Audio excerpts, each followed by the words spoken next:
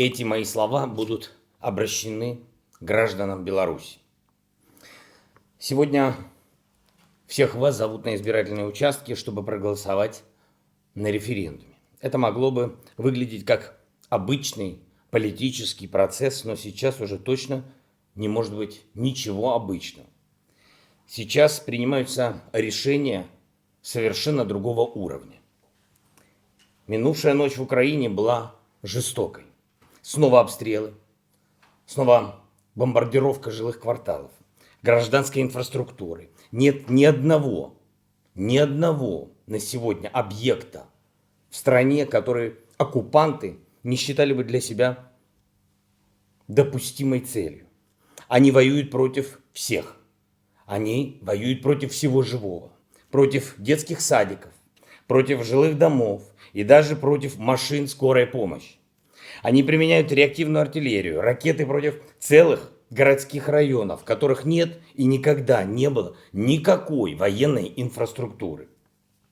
Васильков, Киев, Чернигов, Сумы, Харьков, а многие другие города Украины выживают в таких условиях, которые последний раз были на нашей и на вашей земле во время Второй мировой войны.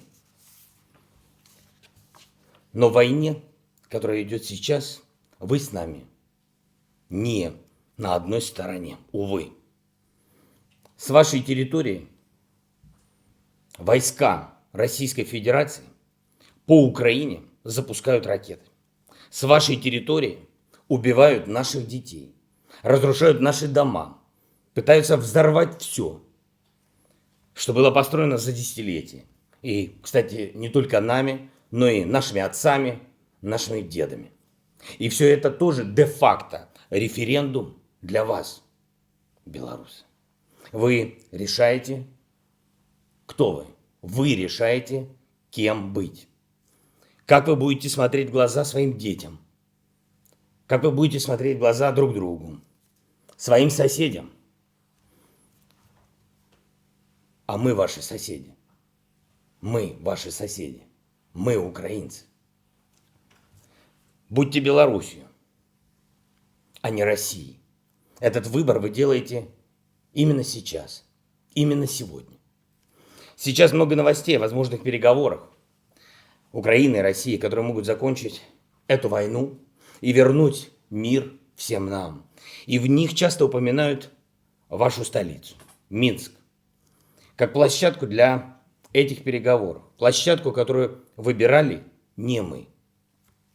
И на самом деле не вы, а выбирало руководство России. И снова сейчас предложение встретиться у вас. 4 дня назад именно с белорусской территории пошли крылатые ракеты, самолеты, вертолеты, техника.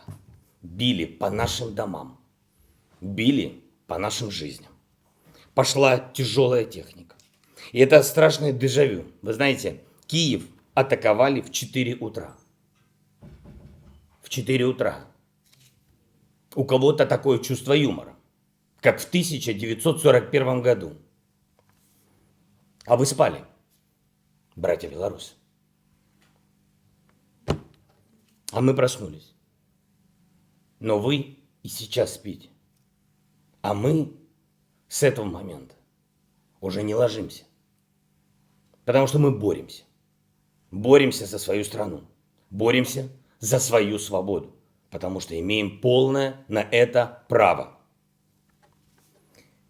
Если бы с вашей территории не было агрессивных действий, мы могли бы говорить в Минске, в вашем городе.